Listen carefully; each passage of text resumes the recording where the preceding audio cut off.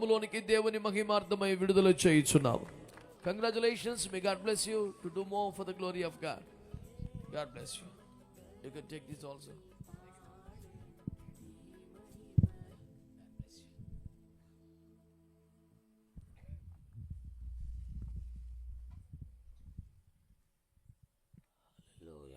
Right.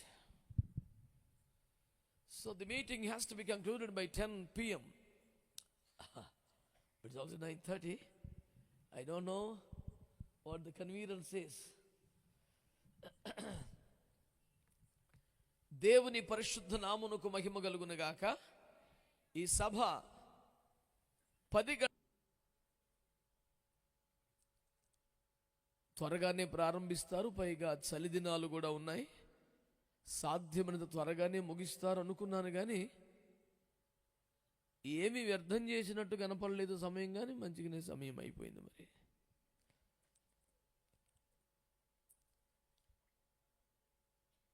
మరిగా నేనొక్కనే చిక్కుల్లో పడ్డట్టు కనబడుచున్నాను. కానీ తమ్ముడు పడ్డ బాధల ముందు ఇదేముందిలే అని ఇక కూర్చోవడమే, అంతకన్నా ఏమి లేదు.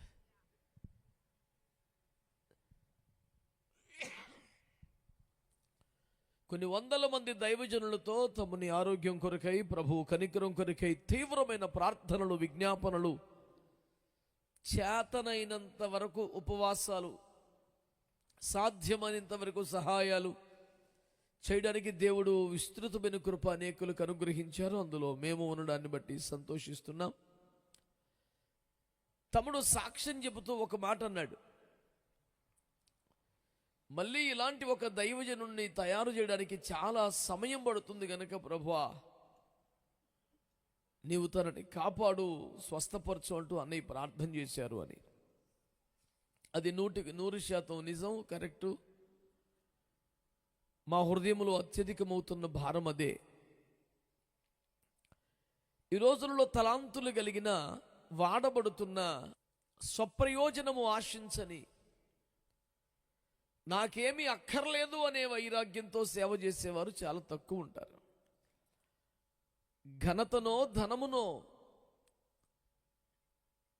ఏదో ఒక దాన్ని విపరీతముగా ఆశిస్తున్న వారే అత్యధికంగా ఉన్నారు. నాకు అసలు ఏమీ వద్దు, మీ చిత్తము నెరవేరితే చాలున్నట్టుగా బ్రతికేవారు చాలా అరుదు, చాలా కష్టంగా దొరుకుతారు, తక్కువ దొరుకుతారు. అలాంటి అరుదైనటువంటి ఒక విలువైనటువంటి వ్యక్తి, ఆభరణం తమ్ముడు సుగుణ్ రావు అని చెప్పడానికి నేను ఎంతగానో సంతోషిస్తున్నాను.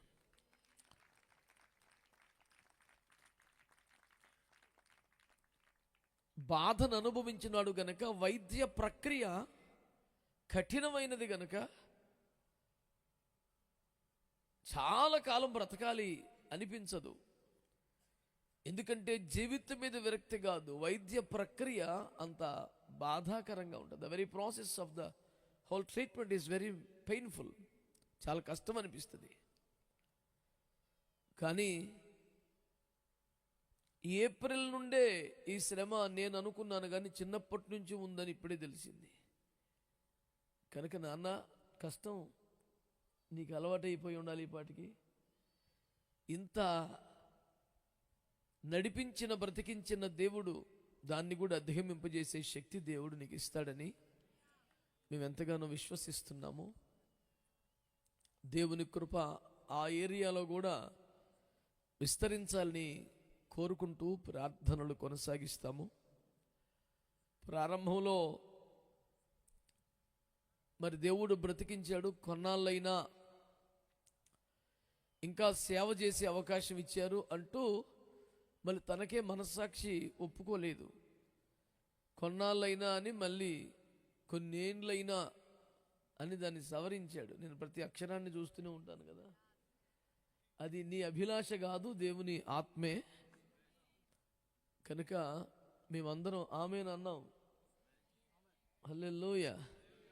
కనుక మీరు ఇంత శ్రమలో కూడా దేవుణ్ణి స్తుతించడానికి ఇష్టపడిన మీరు శ్రమలన్నీ ఒక ముగింపుకు వస్తున్న దశలో మరింత సమరోత్సాహంతో చేయాలని ప్రభు పేరిట కోరుతున్నాను. కన్న తల్లి కిడ్నీ ఇవ్వడానికి ఇష్టపడడానికి ఎవరు ఆశ్చర్యపోరు, కానీ అసలు ఎవరో ముక్కు మోకం తెలియని కాస్త సేవా పరిచయం మాత్రమే ఉన్న ఒక సేవకురాలు, అందున మంచి నడి వయస్సులో ఉండి ఇంకెంతో ఆయుష్కాలము బ్రతకాల్సిన ఒక సేవకురాలు, ఆత్మ సంబంధం తప్ప ఏమీ విపరీతమైన రాకపోకలు కూడా లేని నామమాత్రపు పరిచయాలున్న సేవకురాలు దేవుని మాట వినగానే తన లైఫ్ని రిస్క్ చేసి బలిపీఠం మీద పెట్టినట్టుగా సమర్పించి ఒక కిడ్నీ ఇచ్చేయాలి. 1,00,000 రూపాయలు ఇవ్వడానికి 100 లెక్కలు వేసుకున్న కోటీశ్వర్లు కుప్పలు తెప్పలు ఉన్నారు. అలాంటి లక్షలు కొన్ని వందలు ఉంటే 1,00,000 ఇవ్వడానికి ప్రాణం ఒప్పని వారు బోలెడు మంది ఉన్నారు. ఇన్కమ్ ట్యాక్స్ వారికి దొరికితే వాళ్ళు ఎత్తుకుపోతే కూడా చెప్పుకోవటానికి వీలు లేని బాధలో, ఇంత డబ్బు నిందా అని తెలిస్తే ఇంకొంచెం కష్టమనే, మా డబ్బులేం పోలా, ఎవరు రాలా, తీసుకెళ్ళా అని చెప్పే అద్భుతమైన భక్తులు కుప్పలు తెప్పలు ఉన్నారు. కానీ ఉన్న 2 కిడ్నీలలో ఒక కిడ్నీతో ఎలాగైనా బతకొచ్చట అనే సమాచారంతో ఇంకోటి ఇచ్చేయాలని ముందుకు రావడం అంటే ఆ సహోదరికి ఖచ్చితంగా సభాముఖంగా నేను వందనాలు తెలియజేస్తున్నాను. ఎక్కడున్నావు బిడ్డ?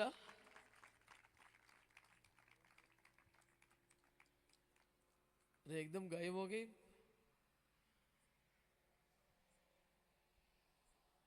ఎందుకంటే ఆ పాస్టర్ అమ్మ ఆవిడ, ఓ బిడ్డ అంత దూరం ఎందుకు పోయినావమ్మా, స్తోత్రం. ఆమె కూడా నా బిడ్డనే, ఎటు పోయినా కూర్చో బిడ్డ, గాడ్ బ్లెస్ యూ. ఇందాక పట్టుకొచ్చి మీరే ఆర్డినేషన్ చేశారయ్యా అని ఫోటోలను చూపిస్తున్నా. నాకు ఆశ్చర్యం. ఈ వేవేల కొలది ప్రవాహంలో నేను అన్ని గుర్తుపెట్టుకోలేను, కానీ ఈ అల్పుడు బలహీనుడు గత 30 ఏళ్ళుగా చేస్తున్న నిరంతరాయ నిర్విరామ సేవలలో ఇలాంటి వైరాగ్యమూర్తులను, అలాంటి త్యాగమూర్తులను దేవుడు లేపుతూ ఉంటే చూసి ఆనందముతో దేవుణ్ణి, ఆరులలో అనేకులు నా బిడ్డలు కావడం మహాభాగ్యంగా భావిస్తూ దైవజనులందరికీ పేరు పేరున వందనాలు తెలియజేసుకుంటున్నాను. మరి దేవుని వాక్యాన్ని కొంచెం సేపు అయినా ధ్యానం చేసుకునే అవకాశాన్ని ప్రభు మనకిచ్చినందుకు ప్రభువుని స్తుతిస్తూ, నవంబరు 25 మొదలుకొని డిసెంబర్ 25 వరకు ఏ సందర్భంలో ఎప్పుడు ఎక్కడ వాక్య పరిచర్య చేయవలసి వచ్చినా క్రిస్మస్ కాన్సెప్ట్లో నుంచి ఏదో ఒక వచనాన్ని తీసుకుని వాక్య ధ్యానం చేయటం నాకున్న అభ్యాసం కనుక ఈ సందర్భానికి కూడా ఒక వచనాన్ని తీసుకొని ధ్యానాన్ని కొనసాగించాలని ప్రయత్నిస్తున్నాను. ఈ వాక్య పరిచర్య చేసినంత మాత్రాన ఈ కూడిక ముగించబడదు. ఎందుకంటే కొన్ని ఆర్డినేషన్స్ ఉన్నాయి, అవి కూడా చేయాలి. ఎందుకంటే మేము ఎప్పుడు కూడా ఎక్కడ సభలలో, సెమినార్స్లో కూడా ఆర్డినేషన్స్ చేయం. విశాఖపట్నంలో సహవాస కూడికలో మాత్రమే జరిగిస్తాం. ఎవరినైనా అక్కడికి రండి నాయనా అని పిలవటమే మాకెంతో సంతోషం. కానీ తమనుకున్న ఆరోగ్య పరిస్థితులను బట్టి ఎట్లయినా నువ్వే రావాలి, తీసుకురావాలి అనడానికి మనసొప్పగా నేనే వస్తాను నాన్న అని చెప్పాను. కనుక ఇది ఈ ప్రత్యేక పరిస్థితులలో తమని ఆరోగ్య పరిస్థితుల దృష్ట్యా అనుమతించిన ప్రత్యేక కార్యక్రమం. దీన్ని రికార్డ్ చేసుకొని ప్రతివారు మా పిల్లకి మా చర్చలను చేయాలని దుర్మార్గ డిమాండ్తో నన్ను ఇబ్బంది పెట్టద్దు. అందరికి వందనాలు చెప్పాను కదండి. ఎవరు నేను ఏమడిగాను బాబు, వందనాలే కదండి. కనుక ఈ కాసిన్ని మాటలు చెప్పి ఆ కార్యక్రమాన్ని కూడా త్వరగా ముగించి మీ అందరికన్నా ముందే పారిపోయే ప్రయత్నం చేస్తాను. నా ప్రయాణాల కొరకు, ఆరోగ్యం కొరకు మీరు ఓ మాట ప్రార్థనలో జ్ఞాపకం చేసుకోగలరని కోరుతున్నాను. ఆల్రైట్, ఈనాటి ధ్యానము కొరకై లూకాసు సువార్త 2వ అధ్యాయం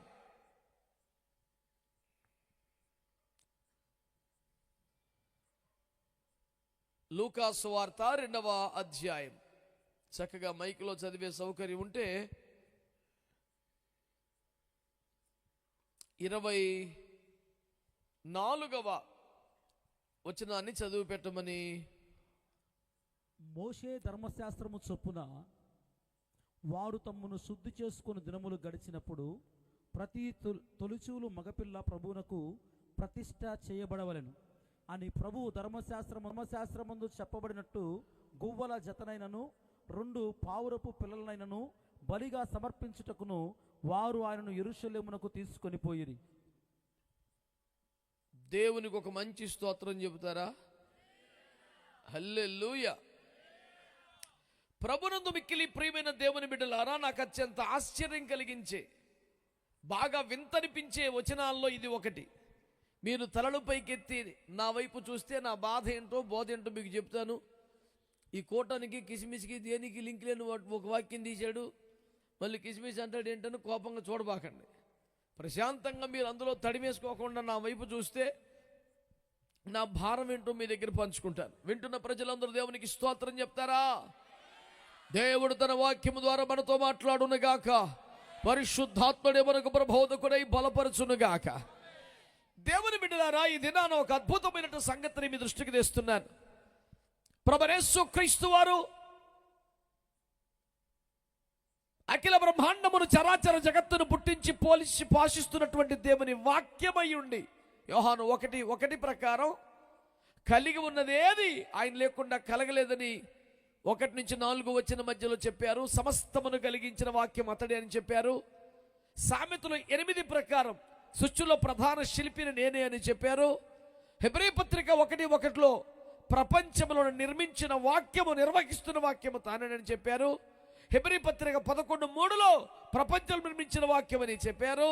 ఇలాగా దేవుని వాక్యము అనగా ప్రభువైన యేసు క్రీస్తు వారే పాత నిబంధన కాలములో పరిశుద్ధులకు, భక్తులకు, పితరులకు, ప్రవక్తలకు ప్రతి వారికి ప్రత్యక్షమైనది దేవుని వాక్కు. దేవుని వాక్కు, యెహోవా వాక్కు. ఆ వాక్యమే. ఏ వాక్యం? ఆది నుండి ఏది ఉండెనో, దేని గురించి వింటిమో, దేని నిదానించి చూచితిమో, ఆ వాక్యమును మేము చేతులతో తాకామో, ఆ వాక్యమే ప్రభువైన యేసు క్రీస్తు వారని యోహాను అపోస్తలుడు కూడా చెప్పడాన్ని మనం చూస్తున్నాం. అయితే దేవుని బిడ్డలారా, ప్రపంచమును నిర్మించిన వాగ్దేవుడు, సృష్టికి ప్రధాన శిల్పి అయిన వాగ్దేవుడు, పితరులందరికీ కనబడి మాట్లాడినటువంటి వాగ్దేవుడు, ప్రపంచాలు నిర్మించి నిర్వహిస్తున్న వాగ్దేవుడు, సమస్తమును కలుగజేసిన వాగ్దేవుడు ఈ లోకములోనికి శరీరధారిగా దిగి వస్తే, నా మాట వింటున్నారా భక్తులారా, ఆయనను ప్రతిష్ట చేయుటకు దేవుని మందిరానికి తీసుకెళ్లారంట. స్తోత్రం చెప్పండి ఒక్కసారి. అందరూ అనొచ్చు కదా, పెద్ద కష్టమే ఉంది. హల్లెలూయా. నాకు ఆశ్చర్యం ఏమిటంటే, ఈయనను ఎవరికి ప్రతిష్ట చేయాలి? ఆ వచ్చిన చదివి పెట్టినాను ఒకసారి. మోషే ధర్మశాస్త్రము చొప్పున వారు తమ్మును శుద్ధి చేసుకుని దినములు గడిచినప్పుడు ప్రతి తొలిచూలు మగపిల్ల ప్రభువుకు ప్రతిష్ట చేయబడవలను అని ప్రభువు ధర్మశాస్త్రమందు వ్రాయబడినట్టు ఆయనను ప్రభువునకు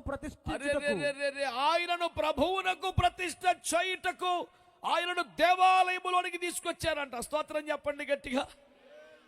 ఆన్లైన్ చర్చీలు పెట్టుకునే వారికి ఏమనిపిస్తుందో నాకు తెలియదు, కానీ చర్చీలకి రాకుండా, సంఘాలకి రాకుండా ఆన్లైన్లో వాక్యమని ఫోన్ పేలో సందా వేసి సంపూర్ణ భక్తిలో పరిపూర్ణతలోకి వచ్చామని ఫీల్ అవుతున్న వారికి ఎలా ఉందో నాకు తెలియదు, కానీ ప్రభువైన యేసు క్రీస్తు వారిని ప్రతిష్ఠించడానికి దేవాలయానికి వస్తే చర్చీలు అగ్గొట్టే భక్తులారా, మీకు ఇది హ్యాపీ క్రిస్మస్ లేని మాటే. ఇంకేం చెప్పేది హ్యాపీ క్రిస్మస్ మీకు? ఒత్తేగా ఎగ్గొట్టి తిరుగుతుండే. అట్లేం కాదులేండి, చర్చ అట్టమాంతామనే వాళ్ళు స్తోత్రం చెప్పండి. సగానికి సగం సౌండ్ తగ్గిందయ్యా. అది చాలా మందికి వింతైనటువంటి విషయాలు బయలుపరచబడుతున్నాయంట. ఆ వింతైన విషయాలలో ఒక ముక్క చెప్పనివ్వండి. పాత నిబంధన కాలములో ఏదో ఒక చోట దేవుని ఆరాధించేవారు, కానీ నూతన నిబంధన కాలములో మనమే దేవుని ఆలయం అని ఊగిపోతున్నాడు. నేను అంటున్నాను, నువ్వు దేవుని ఆలయముగా కట్టబడాలా, పుడతమే ఆలయంగా పుట్టావా? నాకు అది చెప్పు.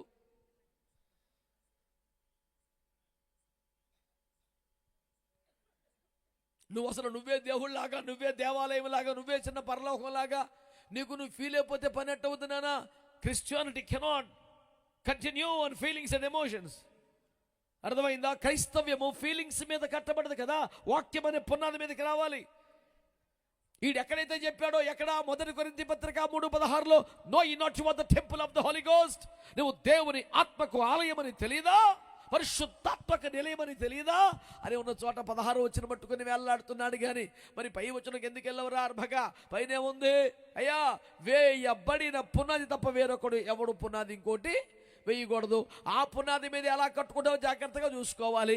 కర్రాగడ్డి కొయ్యకాలతో కట్టుకుంటే అద్భుతాలు, స్వస్థతలు, దీవెనలు, ఆశీర్వాదాలతో కట్టుకుంటే అగ్ని వంటి మహాశ్రమల పరీక్ష వస్తే కాలిపోయి నిలబడలేవు. ఒకరి పని కాలిపోతే మనకి నష్టం కలిగిపోతే వాడి నిత్యములో దేవుని దగ్గర ఉండడు. కానీ బంగారము, వెండి, వెలగల వంటి విలువైన వస్తువులతో, ఉపదేశముతో, అభిషేకముతో, నిత్యత్వ విలువలతో, బహుమానము పొందగలిగిన భక్తితో నీ జీవితాన్ని కట్టుకుంటే అగ్ని వంటి మహాశ్రమలు వచ్చినా కాలినా కొద్ది కాంతులేనతో మహిమకు వస్తావు. అట్టయితే నువ్వు ఆలయం అన్నాడు. వీడు ఊడిపడతామే ఆటోమేటిక్ ఆలయం ఫిక్స్ అయిపోతాడు. ఇటు విషయం అర్థమైన వాళ్ళకి స్తోత్రం చెప్పరే. అసలు పునాది మీదకి రాకపోతే ఏమిటా పునాది? ఆది అపోస్తుల బోధ అనే పునాది మీదకి రాకపోతే ఆ పునాది మీదకి వచ్చిన స్వస్థతలు, దీవెనలు ఎందుకు చెప్తున్నానంటే మాది అపోస్తుల బోధ, మాది అపోస్తుల సేవ అని చెప్పే భక్తుల్లో ఎక్కువ శాతం మంది వాగ్దాన కోటాల మీద, వాగ్దానాల మీద, ఆశీర్వాదాల మీదే కథ నడిపేస్తున్నారు. యేసు రక్తం ఏం చేయం అభిమాన సంఘం, నేనేం చేయను, నాకు ఇబ్బంది ఏం లేదు. యేసు రక్తం ఏం చేయం. హలో, అపోస్తుల బోధని చెప్పి, అపోస్తుల సహవాసం అని చెప్పి, అసలు ఆది అపోస్తుల సేవకు నికారుసైన వారసులం అని చెప్పి ఉపదేశంలోకి తేకుండా, నడిపింపులోకి తేకుండా, శుద్ధీకరణలోకి తేకుండా, శిక్ష చేయకుండా, పరిమళ క్రియలు చేయు కాలములు నేర్పకుండా, పెళ్లి కుమార్తె అలంకరణ తీసుకురాకుండా, ఆటాపాటుతో కట్టేసి, స్వతంత్రం నింపేసి, వాగ్దాలతో మురిపించి గడిపేస్తే అదే పునాది మీద కూడా కర్ర గడ్డి కొయ్యకలతో కడుతున్నావు నువ్వు. పునాది కరెక్టే కానీ పై మెటీరియల్ అంత వేస్ట్, దెబ్బతినేస్తావు. జాగ్రత్త. నువ్వు కట్టుకోవలసింది బంగారము, వెండి, వెలగల రాళ్ళు. బంగారం అనేది పరిశుద్ధతకు సూచనగా బైబిల్లో పలుమార్లు చెప్పబడింది. వెండి విమోచన గుర్తుగా చెప్పబడింది. ఏమండి, వెలగల రాళ్ళు బహుమతులు గుర్తుగా చెప్పబడ్డాయి. ఏదో కథ నడిపించే కాంచలాన భక్తి చేయటం కాదు. బహుమతి పొందగలిగిన భక్తి చేస్తే, అగ్ని వంటి మహాశ్రమలు వస్తే కాల్చినా నువ్వు పాడుగావు, సరిగదా, మరింత కాంతులీనుతో ప్రకాశిస్తావు.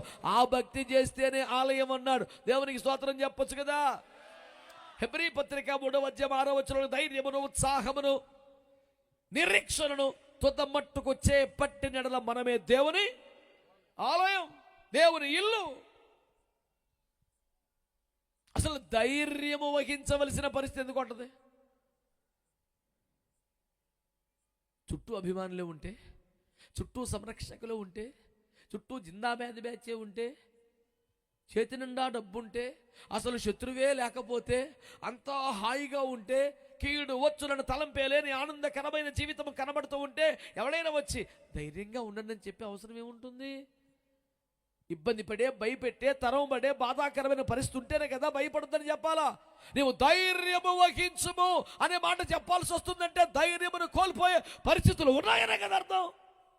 అలాంటి పరిస్థితుల్లో కూడా ధైర్యంగా ఉంటేనే నిరీక్షణ వలన కలుగుతున్న ఉత్సాహం పరిస్థితులు బట్టి కాదు, వర్తమానం చూస్తే కాదు.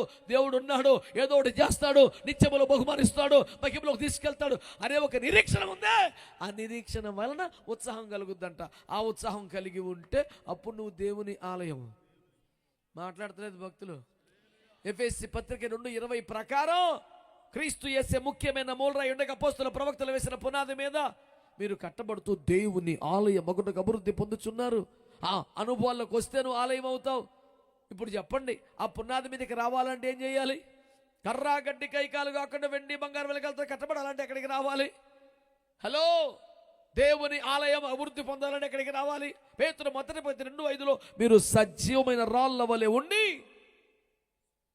దేవాలయం ఒకటికు కట్టబడుతున్నారు. నువ్వు ఇంటికాడ కూర్చొని, సోఫాలో కూర్చొని చికెన్ పకోడీ తినుకుంటా, హలో నేనే దేవుని ఆలయం అనే ఫీలింగ్లో బతకొద్దని, నీవు దేవుని ఆలయముగా కట్టబడుట కొరకే ఈ దర్శనము, ఈ ప్రత్యక్షత, ఈ అభిషేకము కలిగి సేవ చేస్తున్న ఏదో ఒక దైవజనుడు పనిచేస్తున్న మందిరానికి వెళ్ళాలని, ఆలయంగా కట్టబడాలని, అప్పుడే దేవుడు నీలో నివసిస్తాడని, దేవుడు నీలోకి దిగి వస్తేనే నువ్వు రేపు పొద్దున్న దేవుడి దగ్గరికి వెళ్ళే ఛాన్స్ ఉంటుందని, ఈ లోపు ఊహల్లో బతికితే కొంపలంటుకు పోతాయని మనవి చేస్తున్నాను. అంగీకరించిన వారు అవునను, ఆమెను, స్తోత్రం ఏదో అనండి. ఓ పక్క టైం అయిపోతుంది, మీరేమో మాట్లాడతలేదు. స్తోత్రం చెప్పండి గట్టిగా, హల్లెలూయా. ఇప్పుడు చెప్పండి, నూతన నిబంధన కాలములోనే మందిరానికి వెళ్ళమని చెప్పి ఉందా లేదా? హలో, చెబుతాను ఇంకా. హలో, హెబ్రీ పత్రిక 4:2 ఆన్లైన్లో కూర్చొని వాక్యంలో ఉన్నవాడు మన లైన్లోకి రాడని చెప్పాడు. ఎట చెప్పాడు? వారికి కూడా మనకు ప్రకటించబడ్డట్టే ప్రకటించబడుద్ది, కానీ వారు వాక్యము వినిన వారితో కలిసి సహవాసం చేయట్లేదు కనుక ఆ వాక్యం మనకి నిష్ఫలమైపోద్దని చెప్పాడు. ఇప్పుడు ఆన్లైన్లో చూసే వాళ్ళకి ఈ వాక్యం అర్థమవుతుంది. సేమ్ ఇదే ముచ్చట. కూర్చున్నోడు కొన్న కురపాడికి రాదని చెప్పాడు, సగమే బతికే నాశనమే, పర్లేదు, దేవునికి స్తోత్రం. ఇప్పుడు అవకాశం లేకపోతే, రాలేకపోతే, సుదూర తీరాల్లో ఉంటే కనీసం ఉపదేశం విని కొన్ని విషయాలు నేర్చుకొని దేవుని సన్నిధిలో ప్రార్థన చేయడానికి ఒక అవకాశంగా సాంకేతికత వాడుకుంటే మంచిదే, కానీ దీన్ని అడ్డం పెట్టుకొని చర్చి ఎగ్గొడతానంటే కుదురుద్ది. దేవుని వాక్యంలో ఏమో రాయబడి ఉంది? ఎవరు అపోస్తలుల బోధ ఎందును, రొట్టె విరుచుట ఎందును. ఆ ఒకరి బీకేశాడు వీడు. సేమ్ డాక్టర్ సార్, మాది కూడా అపోస్తలుల డాక్టర్నే, but we do it in online. ఓ సార్ నువ్వు సరైన పదాలు రెండు నేర్చుకోవచ్చు, ఇంగ్లీష్ పలికైతే బేబచ్చం పెట్టరా. ఓ మానవుడు పెడతమే పెట్టేశాడు ఆన్లైన్ చర్చని బోర్డు. ఎందుకని ఈడియో లైన్లో ఉన్నాడు కాబట్టి. నా మీద పడి ఎడతారు, మరి నువ్వు కుదురుకుండు. ఒకరిని పొగిడితే నాకేం రాదు, ఇంకోటి తిడితే నాకేం రాదు. నాకు జీతం ఇచ్చేవాడు ఆయన. ఆ భయం కలిగి, ఆ స్పృహలో ఉండే మాట్లాడుతున్నా నేను.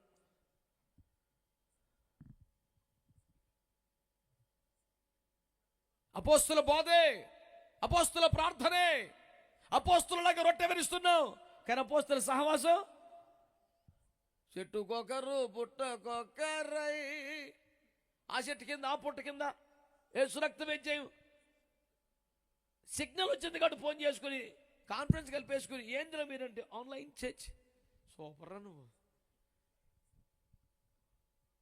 అవకాశం లేకపోతే, విధి లేని పరిస్థితులలో సాంకేతికను వాడుకుంటే తప్పుడు. సిలువ మీద దొంగ బాప్తీసం పొందలేడు కాబట్టి నేను పొందను అంటాడు ఒకడు. వాడికి ఛాన్స్ లేదురా, నువ్వు వాడి మీద పడ్డావు పోయిపోయి. అసలు నీ బాప్తీసం పొందిన యేసు ప్రభు కూడా నచ్చలేదు, కానీ పొందిన దొంగ కూడా నచ్చని నీ టేస్ట్ ఏంట్రా?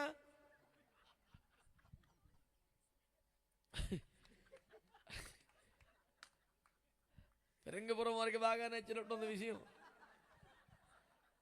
ఇక ఆ ఊర్లో ఫిరంగిలు వెలుస్తాడు, వెళ్ళి దేవునికి స్తోత్రం చెప్పండి, హల్లెలూయా. ఇప్పుడు అంతే కదండి, పాప క్షమాపణ నిమిత్తం బాప్తిస్మం అపోస్తలుల 2:38 ప్రకారం. మరి యేసు ప్రభు వారికి అసలు పాపమే లేదుగా, పాప క్షమాపణ అక్కర్లేదుగా. ఆయన ఎందుకు పొందాడు? ఈ తలతిక్కోడికి డౌట్లు వస్తేనే కదా యేసు ప్రభు పొందటం లేదు. ఆయనకి ఎందుకు బాప్తిసం? నా ప్రభువే పొందాడు, నేను పొందపోతే ఎట్టని ఫీలింగ్ అనలేదు. మరి ప్రభు దొంగ కూడా పొందలేదుగా, నేను పొందను. నువ్వు ఆడాక నేను తిరుగుతున్నావురా. అదేటోడికి దొంగ నచ్చినంతగా యేసు ప్రభు కూడా నచ్చలేదు అడిగి. ఈ టేస్ట్ మండిపోను. ఈ రకమైన ఒక సంఘం పెట్టేస్తే ఎట్ట బతుకుతామని చెప్పండి. నీళ్ళతో అని ఉందంటే ఒక చోట రాసుకొచ్చాడు ఒకడు. నీళ్ళతో అని ఉంది కాబట్టి నేను సిలకరింపిచ్చేస్తాను అంటాడు వాడు. నీళ్ళతో అంటే ఒక సంఘం పెట్టేసి, లో అంటే ఒక సంఘం పెట్టి ఎట్రా మీరు?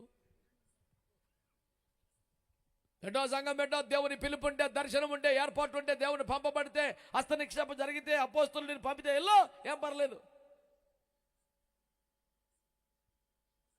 నీకు అట్ట ఆలోచన వచ్చింది కాబట్టి రోడ్డుకి ఎత్తవక. పేరు చెప్తే బాగోదు కానీ దగ్గరలోనే ఎంతకన్నా ఎక్కువ అడగబాకండి నన్ను. పెద్ద సంఘం కట్టాడు ఒక ఆయన. అసలు ఆ ఊరికి ఆయనే ప్రసిద్ధి. అయితే ఆయన ఏ సంఘం నుంచి వచ్చాడో ఆ పాస్టర్ గారు చర్చిలో అయ్యే జరిగింది ఒకసారి. మాటలో వస్తే మీకు పలానోడు తెలుసా అంటే, విన్నానండి, తెలియదంటే మా దగ్గర నుంచి వెళ్ళాడు అన్నాడు. మరి అంతా నెట్ పంపించేసామన్నా. నేను ఆడు పంపావు, పాట అడిగితే ఇప్పుడు వద్దులేరా మళ్ళీ వారం ఉన్నాడు చర్చి పెట్టేశాడు అన్నాడు. నువ్వు చెప్పాకు మైకిలో, గుర్తొచ్చేసింది పిల్లోడికి. పాట అడిగితే ఇవ్వలేదన్నాను, గుడి పెట్టేశాడు.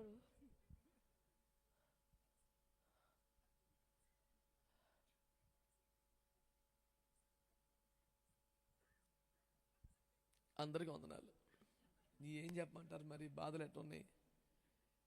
సేవకులు లేపబడాలి, సేవకు వెళ్ళాలి. అనేక మంది దైవజనులు ప్రతి సంఘం నుంచి లేపబడాలని కోరుకుంటున్నాం. అది ఒక మహాభాగ్యం. ఒక సంఘం నుంచి కొంతమంది దైవజనులు లేపబడి సేవకు వెళితే అంతకన్నా ఆనందం సేవకుడికి ఏముంటుందండి?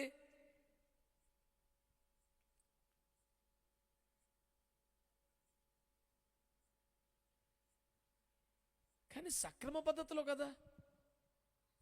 దావీదు కుమారుడు అబ్షాలోము రాజు అయితే సంతోషం, కానీ తండ్రిని సాగుకొట్టి రాజు అవుతానంటే ఎట్రా నువ్వు? యువరాజా మరే, కానీ అసలు రాజుగారిని చంపేస్తున్నాడు. యువరాజు అవుతాడు, ద్రోహి అవుతాడు, దుర్మార్గుడు అవుతాడు. ఇంకా బోల్డు పదాలు ఉన్నాయి, వదిలేసాను ఈ పూటకి. దేవునికి స్తోత్రం చెప్పండి. చెప్పరే. ఇంతకీ గుడికి వెళ్ళాలా వద్దా? అది నేనంటాం కాదు. హెబ్రీ పత్రిక 10:24 ఏముందో చూసుకోండి. అక్కడ ఏమన్నాడు? కొందరు మానుకొనుచున్నట్టుగా సమాజముగా కూడుకొనుట మానక. ఇలాంటి అద్భుతమైన లాజిక్లు, పనికిమాలిన తెలివితేటలు, సూపర్ పాయింట్లతో చాలా మంది మానుతున్నారా? కొందరు మానుకొనుచున్నట్టుగా సమాజముగా కూడుకొనుట మానక యేసు క్రీస్తు రెండవ రాకడ దినము సమీపించిన మీరు చూచిన కొలది ఇదివరకు ఇట్లాగా వారానికి ఒకసారి కాదు, మరి ఎక్కువగా కూడుకుంటారా బాబు అని వాక్యం చెప్తుంటే ఎక్కడ తిరుగుతానంటాడు. ఏంటాడు? మురుగా ఎగ్గొట్టి తిరిగింది చాలక ఏమంటాడు మళ్ళీని? నేనే దేవుని ఆలయం అంట. తప్పు కదా? స్తోత్రం చెప్పండి. చెప్పరు మీరు అసలు. ఏందండి అసలు ఎప్పుడు స్తోత్రం చెప్పని నామకార్థులు కూడా క్రీస్తు నాడు పుట్టిన నలులు అన్నారు ఈ సీజన్లో. పొద్దుగుకులు చెప్పే మీరెందుకు చేయలేనుకుంటే నాకు అర్థం కాదు. అప్పుడప్పుడు అలా మౌనంగా ఉంటుంది ఒక మెయింటెనెన్సా? అట్లాంటి మానేయండి. సంతోషంగా స్తోత్రం చెప్పండి. హల్లెలూయా, హల్లెలూయా. కనుక దేవుని మందిరానికి వెళ్ళి ప్రకటన గ్రంథం 11:1 దేవుడు ఒక దేవదూతని పంపి నువ్వు దేవాలయమును కొలత వేసి అందులో పూజించమని లెక్క పెట్టుకుని రమ్మని చెప్పాడు. అది కూడా పాత నిబంధన కాదని మనవి చేసుకుంటున్నా. హెబ్రీ 10 పాత నిబంధన కాదు, హెబ్రీ 4 పాత నిబంధన కాదు. నేటి మన మూలవాక్యం లూకా సువార్త 2 కూడా పాత నిబంధన కాదని మనవి చేసుకుంటున్నాను. భక్తులందరికీ వందనాలు. మాట్లాడరా? పోనీ ఏదో చిన్నప్పుడు తెలియకుండా తీసుకెళ్ళాడు, కానీ యేసయ్య అంటే నీ జ్ఞానం కనుక ఆ జ్ఞాన పరమాత్మ వయసు వచ్చిన తర్వాత, జ్ఞానం పెరిగిన తర్వాత, ఓరి అమాయకులారా మందిరంలోకి వెళ్ళుట ఎందుకురా, మనమే మందిరము అని ఉద్బోధించనా? లేదు. యేసు వాడుక చొప్పున దేవాలయంకి వెళ్ళిచుండను. కొట్టా మంచిగా చప్పటి దెబ్బలు కొడతావు. యేసు పంపుకున్న వాడుకేంటి? ఆన్లైన్లో కూర్చొని ఇన్నేసి ఫోన్ పేలో సందా కొడతాం కాదయ్యా. నేర్చుకోకుండా డైలాగులు. సాంకేతికను వాడుకోండి. ఇప్పుడు ఇది సాంకేతిక పరిజ్ఞానం కాదా? ఇది సాంకేతిక పరిజ్ఞానం కాదా? వాడండి. ఎవరొద్దన్నారు? దేవుని సన్నిధిలోనూ కనబడవలసిన అవసరం ఉంది. యేసు ప్రభు వారినే తండ్రి దేవునికి ప్రతిష్ఠ చేయడానికి దేవాలయానికి తీసుకెళ్తే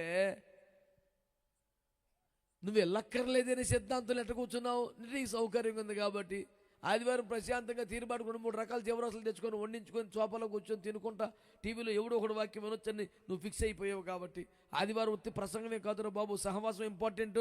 హలో, హెబ్రీ పత్రిక 10:25 ఏం చెప్పాడు? ప్రేమ చూపుటకును సత్కారము చేయుటకును నొక్కరు పురి కొల్పుటకు కూడుకోవాలని చెప్తున్నాడు.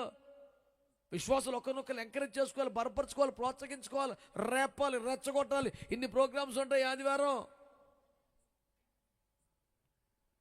అయ్యేం లేదంట. నేను జాయిన్ అయ్యానుగా. ఎందులో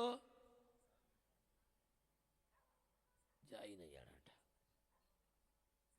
మరి బాబు యేసు ప్రభు చర్చికి వెళ్తున్నాడు రా నాయన, నీకు అర్థమవుతలేదు అంటే. వెళ్ళాడు కానయ్యా, వెళ్ళి ఇది కాదు అసలు మందిరం, మనం రానక్కర్లేదు, మనం ఎవడికి అడిగే మందిరం అని చెప్తాకి వెళ్ళాడా? కొందరు మానేస్తున్నారా, మానబాకంటారని చెప్తున్నాడు. మంచోళ్ళు ఒక్కలను స్తోత్రం చెప్పరు. హల్లెలూయా, హల్లెలూయా. సరే, ఇంతవరకు మనం నేర్చుకున్న ఉపదేశం ప్రకారము ఇన్ని వచనముల రుజువులతో తేలుతున్న ఫలితార్థమేమనగా మనము దేవుని మందిరం నిర్లక్ష్యం చేయకూడదు, మందిరాలు అనవసరమని చెప్పకూడదు, పాత చింతకాయ పచ్చడిని తోసి పాడేయకూడదు. ప్రభు రాకడ వరకు దేవుని లెక్కలో చేర్చబడినట్లుగా దేవాలయములో దేవుని పూజించువారముగా, ప్రార్థించువారముగా, ఆరాధించువారముగా మనము సంఘములుగా కొనసాగాలి అనేది మొదటి పాయింట్. దేవునికి స్తోత్రం కలుగునుగా. సరే, ఇక రెండో పాయింట్కి వద్దాం. దేవాలయం వెళ్ళాము, సరే ఏం చేద్దాం?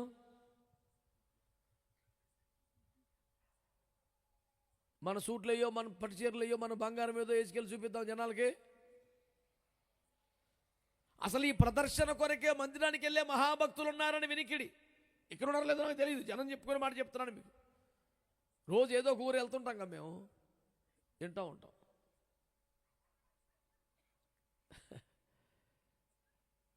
అక్కడ పాస్టర్ గారు వాక్యం చెప్తా ఉంటే ఆ వాక్యంతో అవును ఆమేన్ ప్రైజ్ ది లార్డ్ అని అంత ఖాళీ లేకుండా, ఎంత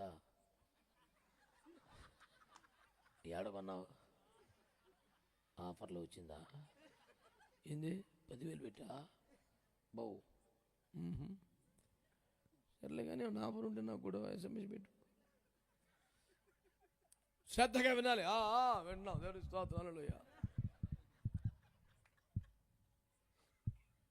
వీడి సంభాషణ అయిపోతే ఇంకా వాక్యం అవ్వలేదని, ఇంకా అవ్వలేదంటారా వాక్యం? వీడు వచ్చిన పని అయిపోయిందిగా, రేటు తెలిసిపోయిందిగా, స్టిక్కర్ చూశాడుగా, పానికి మాలి పనులని. అందుకే తగలబడేది మనం దేవుని సన్నిధికి చెత్త దహించబడాలి అంటలేదు ఆమెనని. ఈ దరిద్రన్నంత చెప్పులు వదిలించంటే బయట వదిలేయి, దేవుని సన్నిధిలోకి ప్రశాంతంగా రా. నీ హృదయమును పానార్పణంగా దేవుని సన్నిధిలో క్రమరించుకో. ఆ మై మర్చిపోయి దేవుని ఆత్మతో సత్యముతో ఆరాధించుకో. సాత్వికము కలిగిన మనసుతో దేవుని వాక్యాన్ని స్వీకరించు. దేవుని హెచ్చరికను గద్దించిన అంగీకరించు. దైవజనుడు దైవావేశుడి ఖండించిన, గద్దించిన, తప్పు దిద్దిన, నీతిని శిక్ష చేసిన అప్పగించుకో, సరి చేసుకో. శుద్ధ సవర్ణముగా మార్చబడి పెండ్లి కుమార్తెగా అలంకరించబడి పరిమళ కిరీలు సంపూర్ణం చేసుకుని ప్రభు రాకడికి పెండ్లి కుమార్తెగా తయారైపో. దేవునికి స్తోత్రం కలుగునుగాక. హల్లెలూయా. ప్రభునందు మిక్కిలి ప్రియమైన దేవుని బిడ్డలారా, మందిరానికి వెళ్ళామా వచ్చామన్నట్టు నామకార్థంగా హాజరు వేసుకోవడానికి మాత్రమే వచ్చి వెళ్ళిపోకుండా, ఎందుకంటే గుడికొచ్చే వాళ్ళందరూ మరి నన్ను అంటే బాధపడతారు, తప్పదులే. దేవదూతలు దేవుని సన్నిధిని కనబడుతున్న అపవాది కూడా వచ్చాడంట. ఉందా బైబిల్లో లేదా? యోబు 1:5. లేకపోతే కనుక దేవుని సన్నిధికి వచ్చే వాళ్ళందరూ దేవదూతలు కాదని యోబు 1:5 ఉంది. నాయకు చూడబాకు నువ్వు పద్దాక. స్తోత్రం చెప్పండి. మా వాళ్ళకైతే వాక్యం అంటే ఇష్టమే కానీ చిన్న టెన్షన్ ఉండదు. అన్న ఎందుకు లేను, నన్ను కొంచెం వెనక్కరా అని లాగుతుంటారు నన్ను వెనక్కి. ట్రై చేస్తున్నారు కానీ అట్లా పని. కొన్ని చోట్లకి వెళ్తే అన్నా నువ్వు ఎందుకన్నా నువ్వు అసలు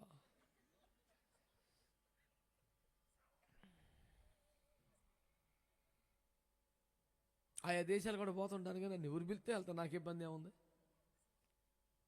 మా అన్నయ్య అడుగుతున్నాడు పలానా దేశం వస్తారని మనకు నన్ను అడుగుతుంటే వాడు కాన్సులేట్కి రాడు, ఎంబసీకి రాడు, ఈ ఏజెంట్లు పట్టుకొని తిరగడం.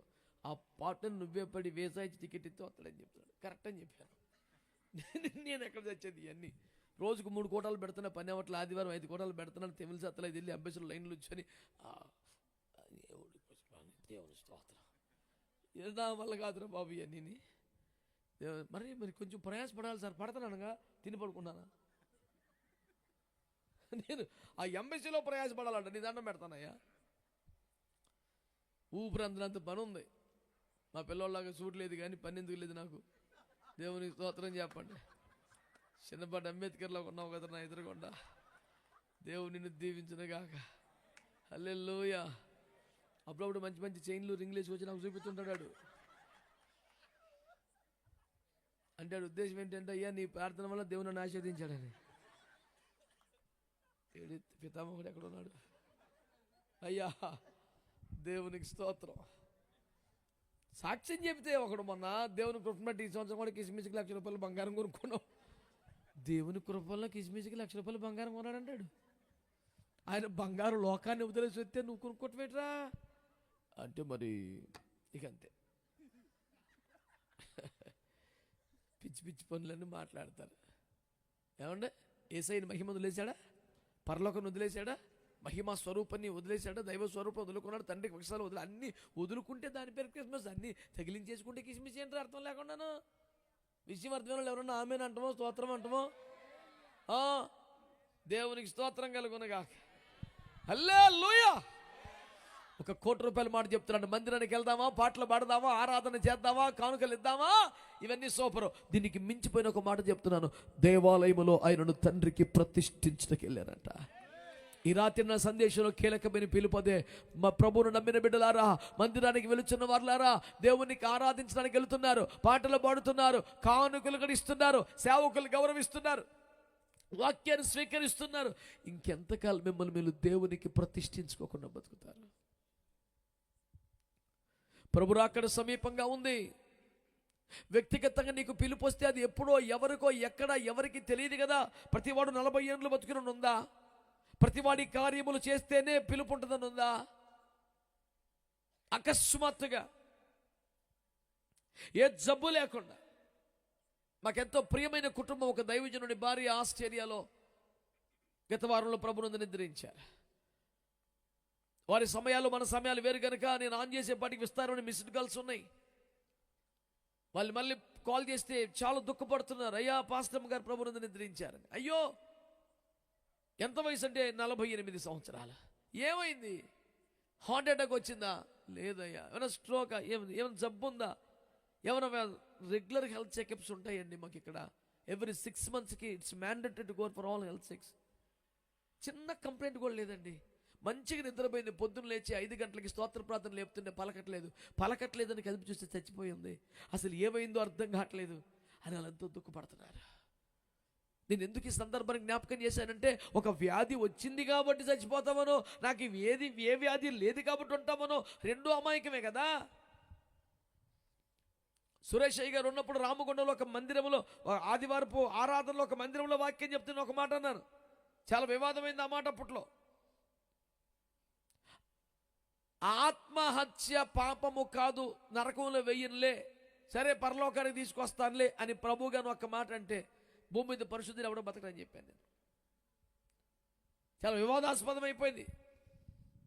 పెద్దగా బుర్ర ఎదగని పిల్లకాయలందరూ టెన్షన్ పడ్డారు. అంటాడా, ఏం మాట్లాడుతున్నాడు? ఎందుకంటే పరిశుద్ధులు ఎవరికి భూమి మీద జీవనం ఇష్టం కాదు, ఎవరు కోరుకొని బ్రతకరు. అట్టి వారికి లోకం తగింది కాదని చెప్తూ నేను కూడా 2004లో రాసిన పాట, నిన్ను వీడి ఉండలేక, నిన్ను చేరు గడియ రాక, మంటి గూడులో మూలుగుతున్నాను, రొమ్ము త్వరగా సంఘవరుడు అని పిలుపునిచ్చాను, దేవుని కోరుకున్నాను. ఇక్కడేమో ఉండబుద్ధి కాదు, వస్తాకేమో లైసెన్స్ లేదు. పరిశుద్ధను హాయిగా ఉండాలనుకోవాలి. పౌలు గారు కూడా, నేను ఇప్పుడే రెక్కలు తగ్గించి వెళ్ళిపోవాలన్నది, కానీ మీ గురించి ఉంటున్నాను రా బాబు, నాకు కుదురుతలేదు, ఇక్కడ వెళ్ళిపోతా ఉన్నది నాకు అన్నాడు. చావు నాకు లాభం అన్నాడు, ఆదాయం అన్నాడు. ఆయన పిలిస్తే వెళ్ళాలి తప్ప సొంతంగా వెళ్తే నరకంలో పడి నాశనం అయిపోవటమే.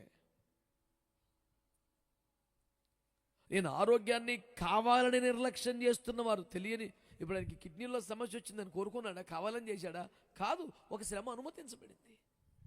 కానీ కావాలని ఆరోగ్య నిర్లక్ష్యం చేసేవారు, తెగ తినేసి కానీ అసలు తినకుండా కానీ, రెండు చెప్తున్నా, తెగ తినేసి కానీ అసలు తినకుండా కానీ. ఒకరోజు 3 రకాల మాసాలు అవసరమే, పనికి మేల కక్కుర్తి తిండి కాకపోతే చికెన్ బిర్యానీ అంట, మటన్ కర్రీ అంట, ఫిష్ ఫ్రై అంట, ఇంక సరిపోతాయి జీవులు. ఒక జీవికి 3 జీవులు ఒక పూటకి ఎందుకురా? మధ్య పరిశ్రమ దృష్టి పెడితే ఇండియా మొత్తం ఏమైపోతురా?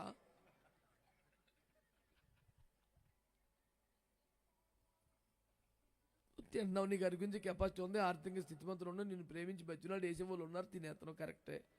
కొత్త బండి కదన్నా పద్దాక ఘాట్ రోడ్ మీద తోలితే తొందరగా బోరుకొచ్చేదేంటి? మళ్ళీ ఏ కోటకి వెళ్ళినా కొబ్బరికాయ పెట్టుకొత్తా, కడుపులో బాగుంటలేదండి. బాగుంటలేదు తప్పు, బాగుంచట్లేదు నువ్వు.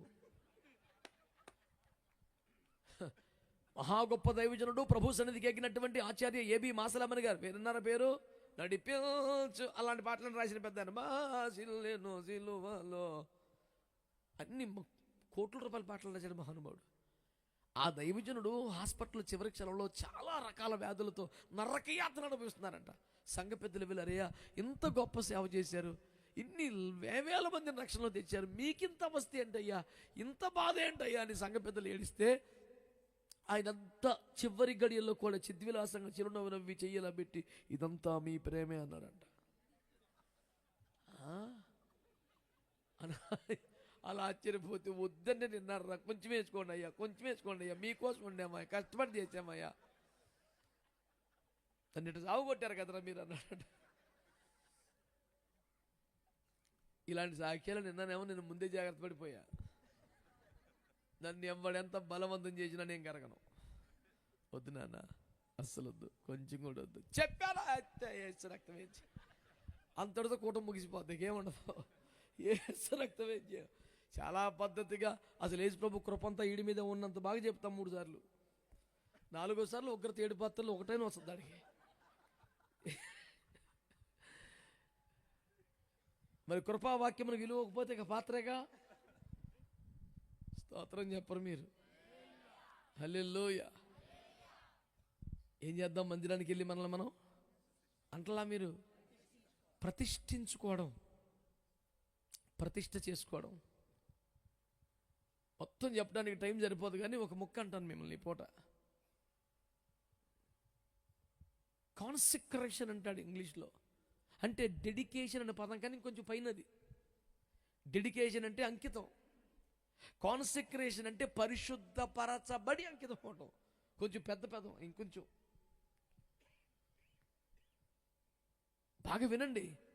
యేసును దేవాలయములో ప్రతిష్ఠ చేయుటకు తీసుకెళ్లారు.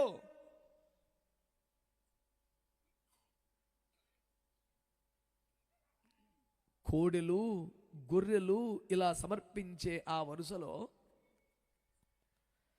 2 గువ్వలతో వెళ్ళారట. ధర్మశాస్త్రం ఏమేమంటే ఎవరైనా పేదవారైతే, ఆర్థికంగా చిన్నవారైతే 2 గువ్వలు తీసుకెళ్ళండి అని చెప్పారు.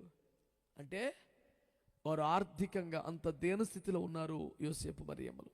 ఎందుకంటే ఈ ఇంట్లో ఎవరు రానివ్వలేదు కదండి. కట్టుబట్టలతో రోడ్డుకి గెంటేశారు కదా, వాళ్ళ దగ్గర ఏమీ లేవు. 2 సంవత్సరాలు అయ్యాక తురుగు జ్ఞానులు వచ్చాక బంగారం అంతా కాలకాడకు వచ్చింది. కానీ ఈ లోపు ఏముంది? దేవుని స్తోత్రం. అర్థమవుతుందా మీకు చెప్పింది? గమనించండి దేవుని బిడ్డలారా.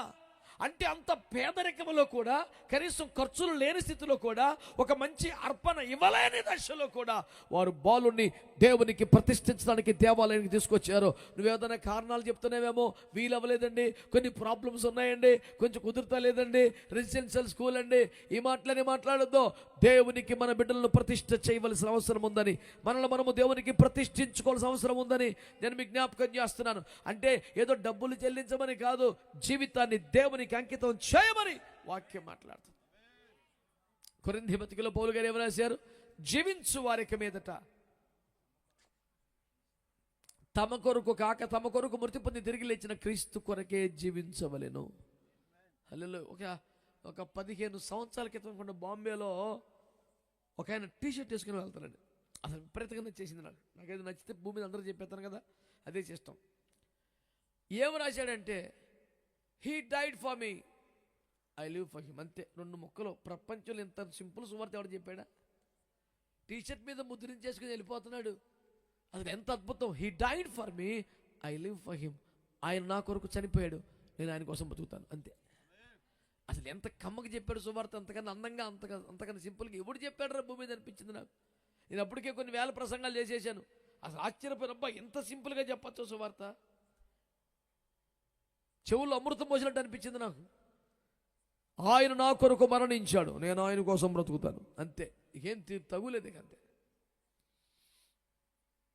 దేవుని సంగమా, దేవుని ప్రజలారా, దేవుని బిడ్డలారా, మీరు జాగ్రత్తగా దేవుని వాక్యముని కానీ ఆలోచించగలిగితే, ప్రభువు నేర్పిస్తున్న ఒక పాఠం, ఎన్ని ఆటంకాలు ఉన్నా, ఎంత వెలివేత ఉన్నా, ఎంత తృణీకారం ఉన్నా, ఎంత ఆర్థిక ఇబ్బందులున్నా, దేవుని ఆలయముల వారు తమ బిడ్డను ప్రతిష్ఠించిన విషయాన్ని జ్ఞాపకం చేసుకొని ప్రతిష్ఠ చేయుట అంతటి అత్యవసర కార్యక్రమం అని.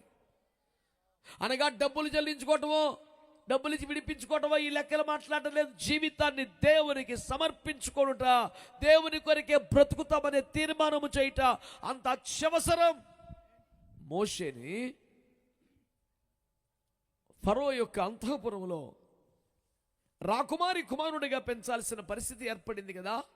ఉన్నది వాళ్ళ ఇంట్లో, తినేది వాళ్ళ తిండి, నేర్చినది ఐగుప్తు విద్యలు, కానీ పెరిగింది మాత్రం దేవుని కొరకనే సంగతి జ్ఞాపకం చేసుకోండి. బ్రతకండి, చదవండి, ఉద్యోగాలు చేయండి, ఏమి చేసినా దేవుని కొరకు బ్రతకండి. అలా బ్రతుకుతామని ప్రతిష్ఠ చేసుకోండి. ఇది నేను మీకు చెప్తున్న ఉపదేశం. దేవునికి స్తోత్రం కలుగునుగా. మొదటి మాట ఏమిటంటే, దేవుని మందిరాన్ని నిర్లక్ష్యం చేయకండి, తప్పనిసరిగా వెళ్ళండి. రెండవ మాట ఏంటంటే, మందిరానికి వెళుతున్న మీరు ఏదో ఆరాధించి కానుకలు ఇచ్చి వచ్చేయకండి. మిమ్మల్ని మీరు దేవునికి మీరు ప్రతిష్ఠ చేసుకోమని ప్రభు పేరట మీకు మనవి చేస్తున్నాను. స్తోత్రం చెప్పండి గట్టిగా. హల్లెలూయా, హల్లెలూయా. సమయం మించిపోతా ఉంది బిడ్డలారా. ప్రతిష్ఠ చేసుకోవడానికి సంబంధించి ఒక మాట మీ దృష్టికి తెచ్చే ప్రయత్నం చేస్తాను. చూడండి, నిర్గమకాండములో 32వ అధ్యాయం 26వ వచనం. అందుకు మోషే పాళము యొక్క ద్వారమున నిలిచి, యెహోవా పక్షమున ఉన్న వారందరూ నా యొద్దకు రండి అనగా, లేవీలందరూ అతని యొద్దకు కూడి వచ్చిరి. స్తోత్రం చెప్తారా? తలలు పైకెత్తి నా వైపు చూస్తే ఈ మాట వినండి ప్రియులారా, దేవునికి మహిమ కలుగునుగాక. హల్లెలూయా. లేవీయులు యెహోవా సేవ చేయడానికి ప్రత్యేకించబడ్డారనే మాట మనం వింటుంటాం. 12 గోత్రముల వారుండగా లేవీలే గుడారమును వేయవలను, లేవీలే గుడారమును విప్పవలను, లేవీలే గుడారమును మోయవలను, లేవీలే గుడారమును కాపాడవలను, గుడారము చుట్టే వారి నివాసములు వేసుకుని లేవీలు పాలెమని పేరు పెట్టుకుని అక్కడే బ్రతకవలెను, గుడారముందు బలిపీఠం వద్ద చేయుచున్న సేవలలో వచ్చు అర్పణవలని బ్రతకవలెను. మొత్తం గుడారమే, మందిరమే, ఇంకో లైఫే లేకుండా చేశాడు వాళ్ళకి. ద్వితీయోపదేశకాండం 33లో మాట్లాడుతూ ఏమన్నాడు మోషే గారి ద్వారా? వారు ఇశ్రాయేలుకు న్యాయ విధులు చెప్పాలి, వారే బోధించాలి, వారే కట్టడలు విధించాలి, అంత వాళ్ళే. సంఖ్య 18లో ఏం చెప్పాడు? మీ దశమ భాగాలు బట్టి వాళ్ళ చేతిలో పెట్టమన్నాడు. గౌరవం వాళ్ళకేనా? ఆశ్రయించాల. 24 సంఖ్య 24 లేవీలు ఈ విధంగా దీవించాలి. 6వ అధ్యాయం 24వ వచనంలో దీవించాలి. దీవించేది వాళ్ళేనా? బోధించేది వాళ్ళేనా? కానుక తీసుకునేది వాళ్ళేనా? అన్నీ వాళ్ళేనా? ఎందుకంటే అటు చేశారు? దేవునికి అందరూ సమానమే కదా. ఓ గోత్రం అంట పైకి లేపడం ఏంది? అందరికీ సమన్యాయం చేయాలి కదా.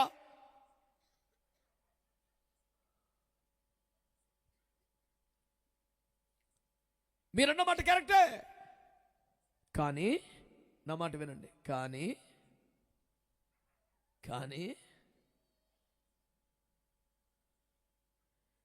ఇశ్రాయేలు 12 గోత్రములలో మీరు మాత్రమే నాకు సేవ చేయాలని దేవుడు లేవీయులను ప్రత్యేకించుకోలేదు.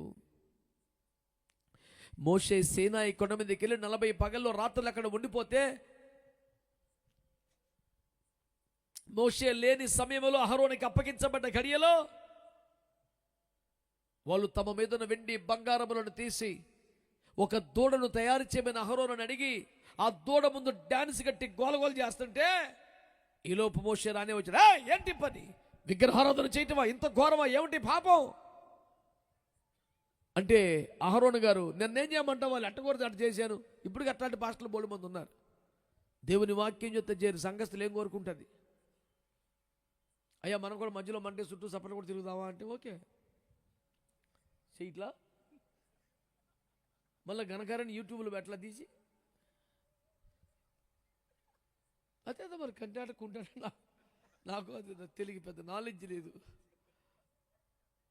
మొత్తం నలబట్టలే, మొత్తం లైట్లు అరిపేసి పక్కా ప్రొఫెషనలిజం అంట. కరెక్టే, ఏదో రూపంలో సువార్త చెప్తారు, సంతోషమే.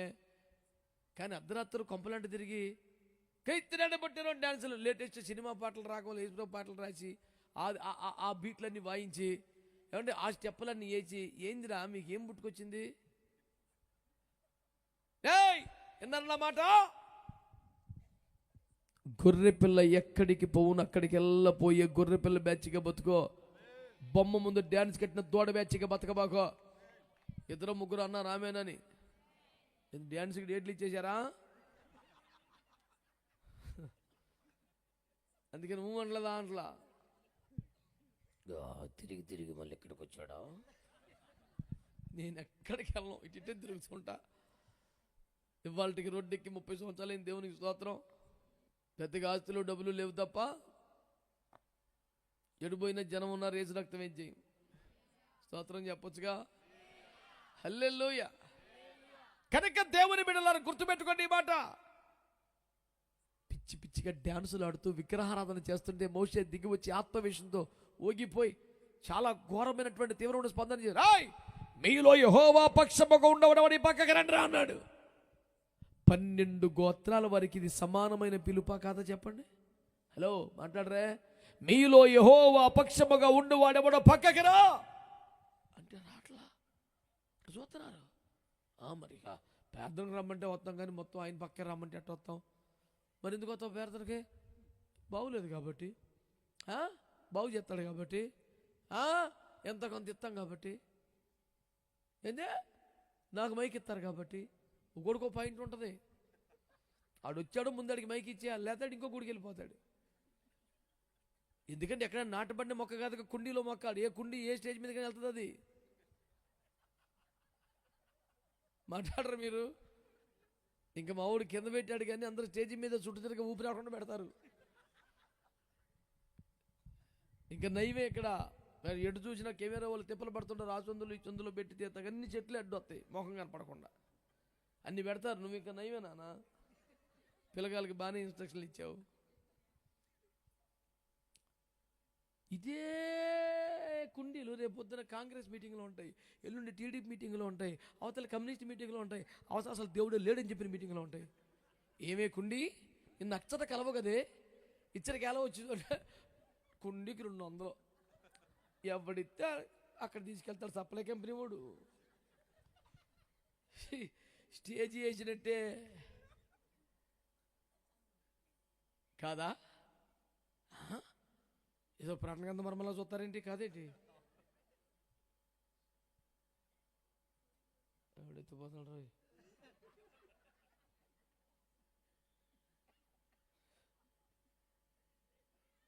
కెమెరా రికార్డ్ అవుతున్నాడు. స్తోత్రం చెప్పండి. హల్లెలూయా. జాగ్రత్తగా కడుపులో పెట్టుకొని ఈ మాటలో, మీలో యెహోవా పక్షముగా ఉండేవాడు ఎవడరా అంటే ఎవడ కదలేదండి అసలు. ఒక్క లేవీలు మాత్రం వచ్చి మోషే పక్కన నిలబడ్డారు. అయినా సరే వెంటనే వాళ్ళకి పోస్ట్ ఇవ్వాల. వెరీ గుడ్, శభాష్ అనలా. అప్పుడు అన్నాడు, చదువు 29. ఏలయనగా మోషే వారిని చూచి, నేడు యెహోవా మిమ్మును ఆశీర్వదించినట్లు, నా పక్కకు వచ్చారు కాబట్టి ఆశీర్వాదాలు ఎవరు రావు. నిజమైన ఆశీర్వాదం మీకు రావాలంటే మీలో ప్రతివాడు తన కుమారుని మీద పడియే గాని తన సహోదరుని మీద పడియే గాని యెహోవాకు మిమ్మును మీరే ప్రతిష్ఠించుకునండి. కొంచెం ఓపిక చేసుకొని చప్పట్లు కొడతారా? కొట్టు. దేవునికి స్తోత్రం కలుగును గాక. నేడు యెహోవా మిమ్మును ఆశీర్వదించున్నట్లు. 10,000 ఇచ్చి వారికి వెళ్ళరా, 1,00,000 రూపాయలు ఇచ్చి వారికి వెళ్ళరా. కష్టపడి క్యాలెండర్ వేసాడంట బాబు. క్యాలెండర్ ఇదిగో మొదటి క్యాలెండర్ 1,00,000 ఇచ్చే వారికి వెళ్ళరా అంటే పాపిష్టి సొమ్ము దోచేసి దాచేసిన జక్కీలు బొల్లు మంది తగలబడ్డారు. వాడికి ఏం పోయిద్ది? నేను 1,00,000 వచ్చాడు. ఆయన చూసిన నీతిమంతుడు, ఈ పాపిష్టోడే ఇస్తే లేదా నేను కూడా ఇస్తా, ఈడు అమాయకుడు, ఈడిచ్చే. అట్ట దేవుని కృపలో 100 మంది 100 లక్షలు ఇచ్చారు. 100 లక్షలు అంటే ఎంత? నువ్వు అనవసరం క్యాలిక్యులేటర్ చివరికి వచ్చి అంకెలు గుద్దేసుకుని టెన్షన్ పడకుండా వదిలేయి. అదే అయిపోయింది. ఈ ఆకలి తీరలా. సరే అందరి దగ్గర లక్షలు లేకపోతే 75,000 ఇచ్చి వాళ్ళకి వెళ్ళరా అంటే ఇంకోటి ప్యాన్ మీదకి వచ్చి, అమ్మయ్య ఇది నాదే. ఆడొచ్చాడు, వాళ్ళు 50 మంది అయ్యారు. కనీసం 50,000 ఇచ్చేవారు కలరా. ఆడొచ్చాడు, అన్నీ అయిపోయినాయి. మళ్ళీ ప్రింటింగ్ ఇచ్చాడు. 2వ ముద్రణలో మొదటి క్యాలెండర్ నా చేతుల మీదుగా ఎవరు తీసుకుంటారు? 50,000 అన్నాడు. మళ్ళీ వచ్చారు. చందన బదసోలు బొమ్మన బదసోలు మీటింగ్ పెట్టుకుని ఏడ్చారంటే ఈడు ఎవడురా మనల్ని మించిపోయాడు వ్యాపారంలో. ఈడు ఆడిపోయింది ఆ ట్రైనింగు.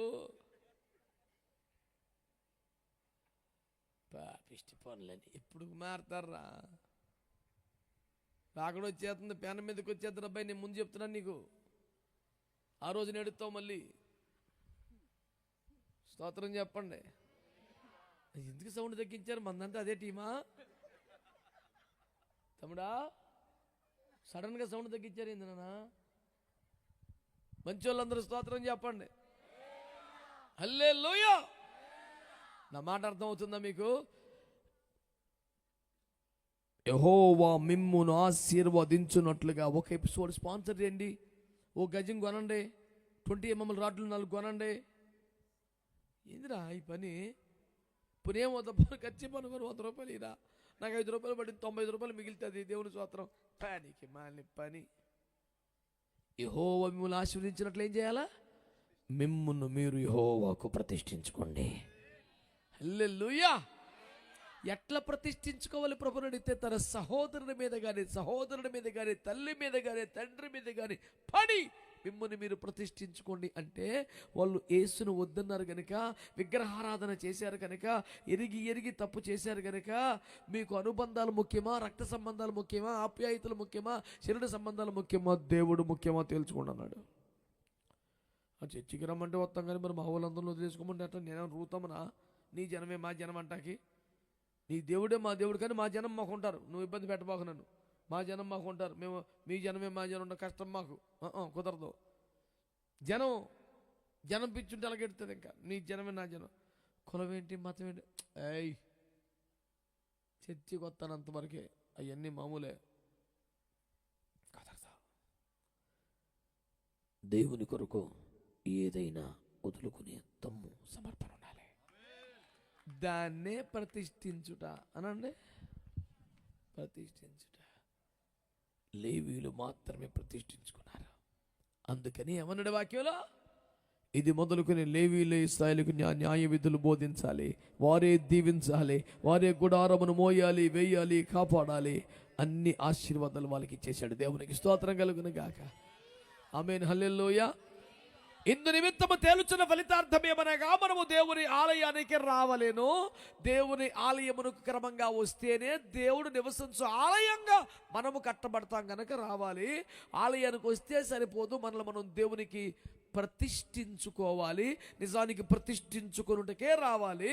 ఇక మూడవది, ప్రతిష్ఠ అంటే మాటలు కాదు, డబ్బులు కాదు, కానుకలు కాదు, అనుబంధాలు, ఆప్యాయతలు. దేవునికి అడ్డొచ్చేదేదైనా తెంపి వేసుకొనగలిగిన సమర్పణే ప్రతిష్టలో కీలకమని వాక్యం చెబుతుంది గనుక మందిరానికి రండి, ప్రతిష్ఠించుకోవటానికి రండి. రక్త సంబంధాల, అనుబంధాల, ఆప్యాయతలు తెంపుకొని నేను దేవుని కొరకే బ్రతుకుతా, నాకు ఇంకేం అక్కర్లేదు అనే సమర్పణలోకి రావడమే ప్రతిష్ట అని వాక్యం చెబుతుంది. అలాగ మిమ్మును మీరు ప్రతిష్ఠించుకోవటం దేవుని చిత్తమని యేసును ఈ భూలోకములు అడుగుపెట్టిన 8వ దినానే ఆయన ప్రతిష్ఠించుటకు మందిరాన్ని తీసుకెళ్లారని, హ్యాపీ క్రిస్మస్ అంటమే ప్రతిష్ఠ కాదని ప్రతిష్ఠలకు రమ్మని మనవి చేస్తున్నాను. ఈ దినమున అలాగూ ప్రతిష్ఠించబడ్డకు కొంతమందిని తమ్ముడు సేవలో సిద్ధపరిచారు. వాళ్ళని వేదిక మీద తీసుకొస్తే ప్రార్థన చేసి ఈ సభను మనం ముగిద్దాం. దేవునికి స్తోత్రం కలుగునుగాక. ఈ ప్రతిష్ఠ ఆరాధనలో మీరు ఏకీభించగలిగితే, మీ జీవితాలు, మీ హృదయాలు దేవునికి ప్రతిష్ఠించుకోగలిగితే, మీరున్న చోట మోకరించండి, కళ్ళు మూసుకోండి. ఈ ప్రార్థనలు ఏకీభించండి. కృపగల దేవుని ఆత్మ నిన్ను దర్శించే సమయం. ఎవరు దిక్కులు చూడద్దు, సమయాన్ని వ్యర్థం చేయొద్దు. ఇంతసేపు ఓపికగా ఉండి ప్రార్థన ఆశీర్వాదాలు పొందకుండా వెళ్ళొద్దు. మిమ్మల్ని మీరు ప్రతిష్ఠించుకునే ప్రార్థన.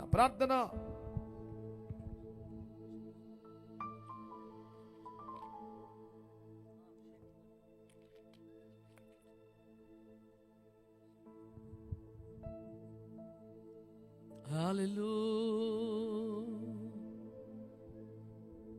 యేసయ్యా, యేసయ్యా, యేసయ్యా.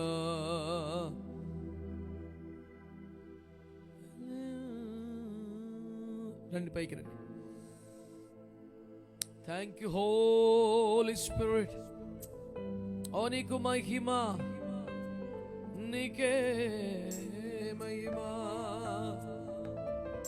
Thank you Lord. Hallelujah, hallelujah.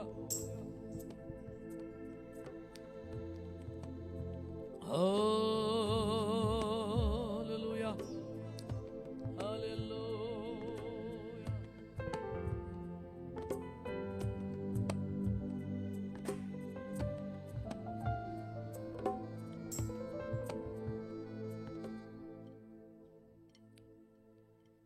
మనల్ని మనము దేవునికి ప్రతిష్ఠ చేసుకునే సమయంలో కొంతమంది దేవుని సేవకు కూడా తమ్ముడికి దేవుడు అనుగ్రహించిన పరిచయలో తనతో ఏకీభించి నడిపింపుకి అప్పగించుకున్న బిడ్డలు కొందరిని మహిమగల దేవుని సేవకు ప్రతిష్ఠించే సమయం ఇది. ఒక్క నిమిషం ఎవరి మటుకు వాళ్ళు మీ మనస్సులో మిమ్మల్ని మీరు దేవుని ప్రతిష్ఠ చేసుకునే చిన్న ప్రార్థన చేయండి. ఆ చిన్న సమయం అయిపోగానే వారిని ప్రతిష్ఠించే ప్రార్థన చేద్దాము.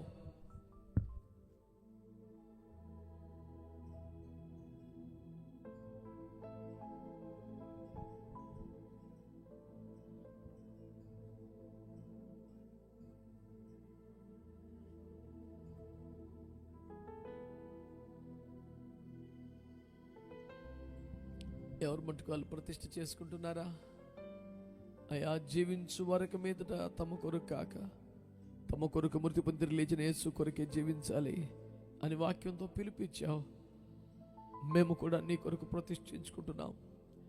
8 దినముల పసికందునే ప్రతిష్ఠించారు. ఇంత వయసు వచ్చి ఇన్ని వాక్యాలు విని ఇన్నిసార్లు మందిరానికి వెళ్ళి కూడా మమ్మల్ని మేము ప్రతిష్ఠించుకోలేకపోతున్నాం. కనికరించయ్యా, ఈరోజు నాతో మాట్లాడావు, మమ్మల్ని మేము ప్రతిష్ఠించుకుంటున్నామని. దేవుని సన్నిధిలో మీరందరూ ప్రార్థన చేస్తున్నారా? మౌనంగా ఉండకండి, అటు ఇటు చూడకండి, మిమ్మల్ని మీరు ప్రతిష్ఠించుకోండి. మీరు అలాగే ప్రార్థనలో ఉన్న ఒక వచనం మనం విందాం. సంఖ్యాకాండము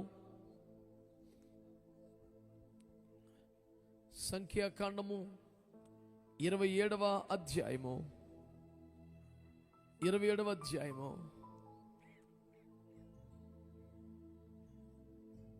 నుండి చదువుతారు, వినండి. అతడు వారి ఎదుట వచ్చుచూ పోవుచుండిరి. వారికి నాయకుడుగా ఉండుటకు సమర్థుడై ఉండవలెను. అందుకు యెహోవా మోషేతో ఇట్లనెను, నూను కుమారుడైన యెహోషువ ఆత్మను పొందినవాడు. నీవు అతన్ని తీసుకొని అతని మీద నీ చెయ్యి ఉంచి యాజకుడుకు ఎలియాజరు ఎదుట సర్వ సమాజం ఎదుటను అతను నిలువబెట్టి వారి కన్నుల ఎదుట అతనికి ఆజ్ఞయము. చాలా మీరందరూ ప్రార్థనలు ఏకీపిస్తుండగా మీరు మాత్రం కన్నులు తెరిచిన వైపు చూడండి. మీరు మాత్రం కన్నులు తెరిచిన వైపు చూడండి. నా మాటలు వినబడుతున్నాయా? All right. వాక్యములో ఉన్న మాట, అతడు వచ్చుచూ పోవుచూ ఉండేవాడై ఉండాలి. ఇక దారిబడేటే పోవటం కాదు. 2, అతడు ఆత్మను పొందినవాడై ఉండాలి. 3, అతని మీద చేతులుంచి పంపండి అని చెప్పారు. ఈ క్రమాలలో సేవ చేయమని, నమ్మకంగా ఉండమని, అప్పగించుకోమని జనులందరి ఎదుట ఆజ్ఞాపించమని చెప్పాడు. వ్యక్తిగతంగా చెప్పమని చెప్పలేదు, జనులందరి ఎదుటే ఆజ్ఞాపించమని చెప్పాడు. అందుకోసమే ఈ మాట చెబుతున్నాను.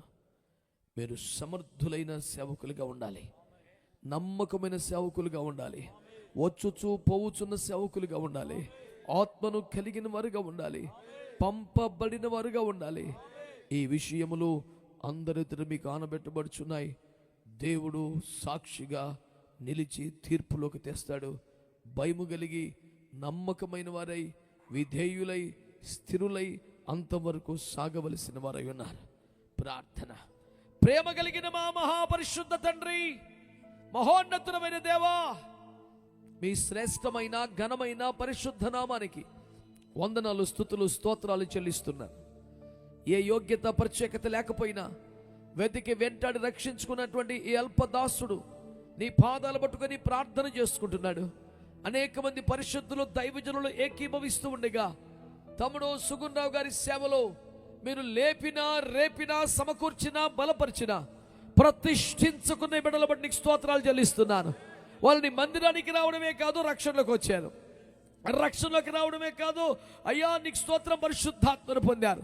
ఆత్మను పొందడమే కాదు, సమర్పణలోకి వచ్చారు. మహిమ గల సేవ కొరకు తమను తాము ప్రతిష్ఠించుకున్నారు.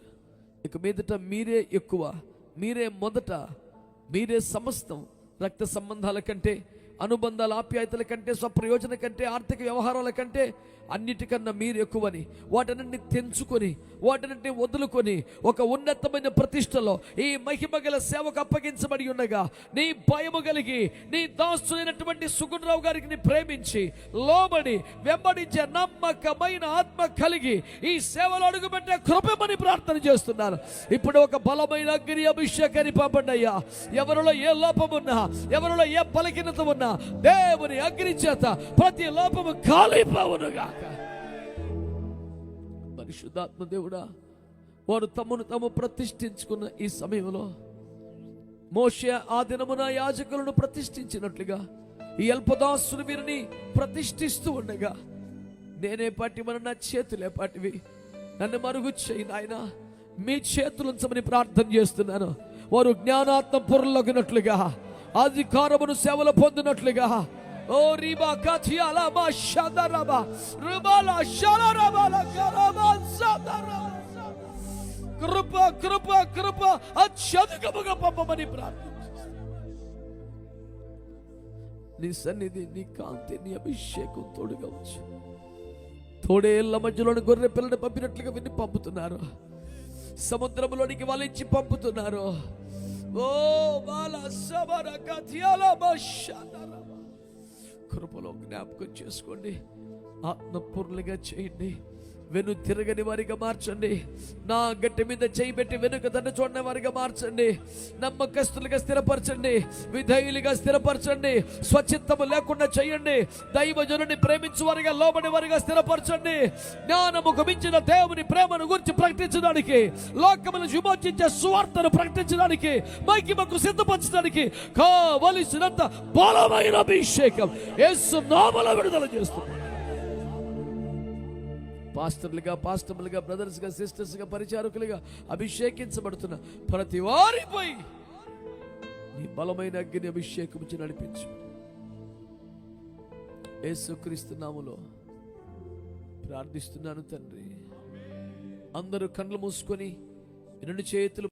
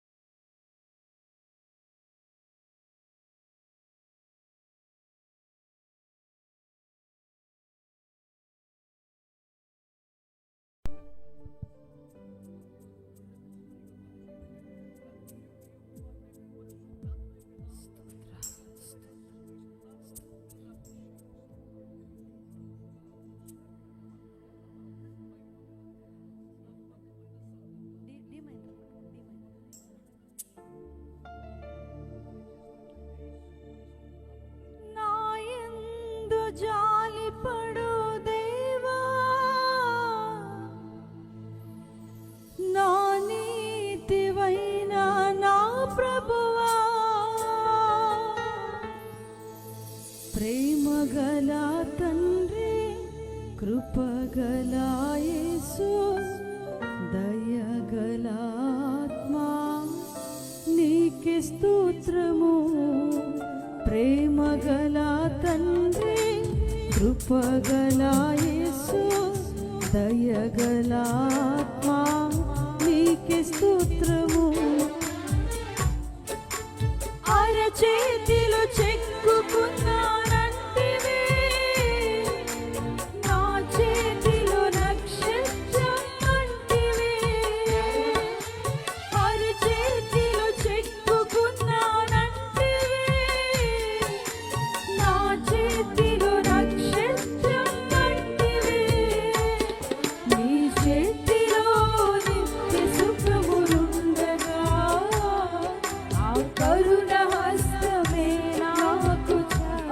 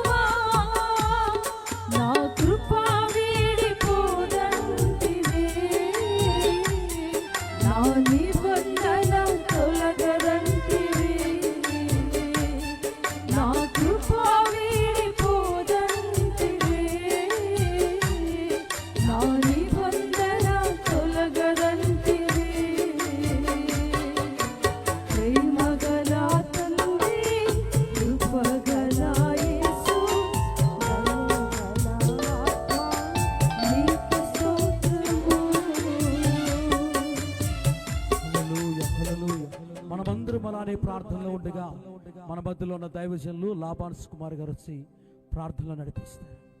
అందరూ కూడా ప్రార్థనలో ఉందాం. తండ్రి నీకు స్తోత్రాలు, ప్రభువా నీకు వందనాలు నాయన. కృపగల దేవా నీకు స్తోత్రం. కనికర సంపన్నుడా నీకు వందనాలు.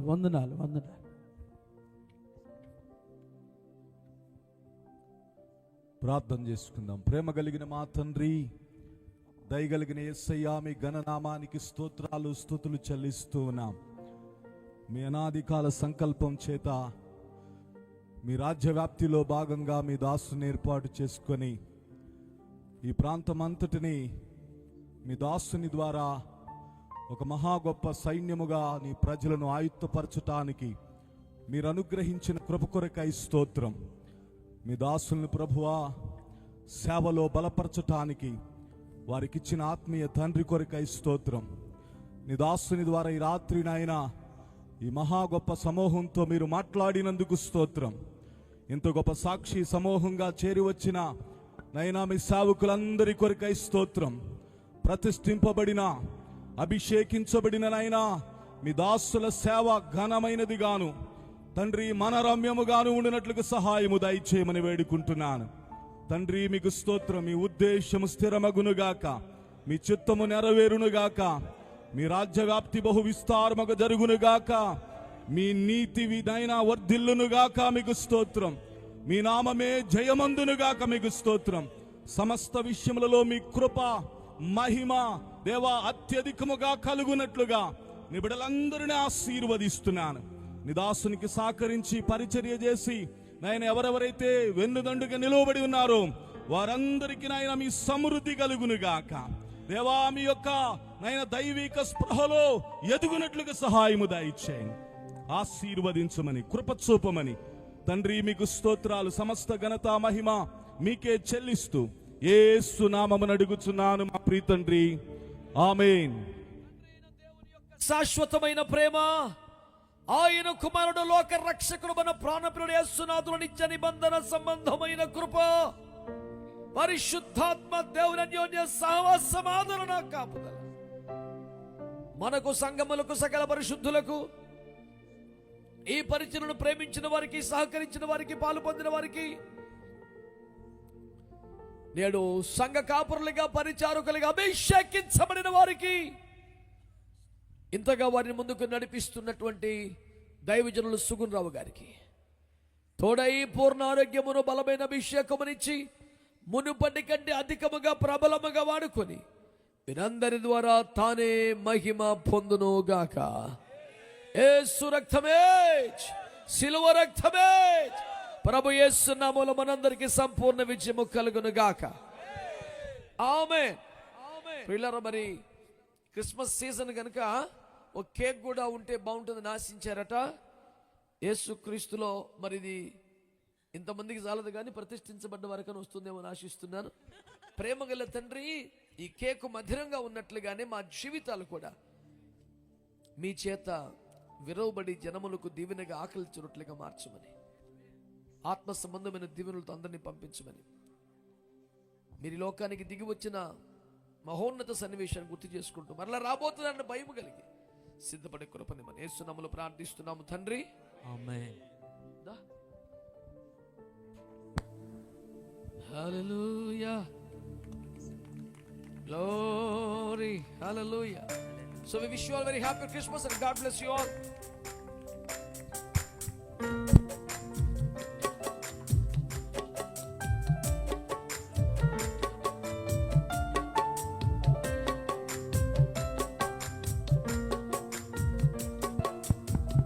Praise the Lord. ప్రభు నామములో చేరి వచ్చిన దైవజనులు, అలాగే సంఘస్థులు, పెద్దలు, గ్రామస్తులందరికీ ప్రభు నామములో వందనాలు. ఈ కూడిక విషయంలో ప్రత్యక్షంగా పరోక్షంగా ప్రార్థించి సహకరించిన వారందరికీ యేసయ్య నామములో హృదయపూర్వకంగా అందరికీ వందనాలు. మీరు చూపిన ప్రేమకు, సహాయానికి, పరిచర్యకు తగిన ఆశీర్వాదం ప్రభు తప్పకుండా ఇస్తారు. అందరికీ వందనాలు. ప్రభుకి స్తోత్రం.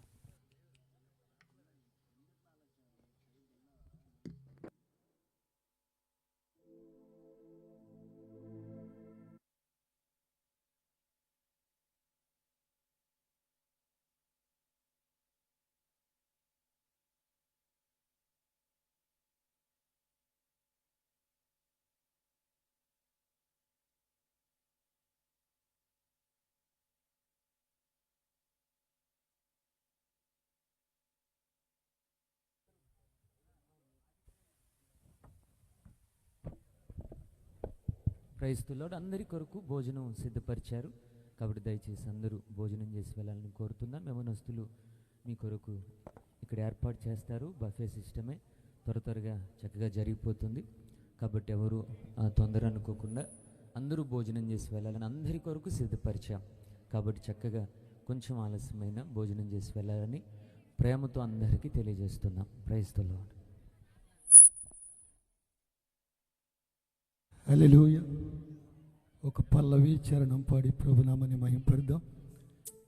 ఏది ఏమైనా గాని నీతోనే ఉంటానయ్యా, నన్ను ఎవరేమన్నా గాని నిన్ను విడచి పోలేనయ్యా.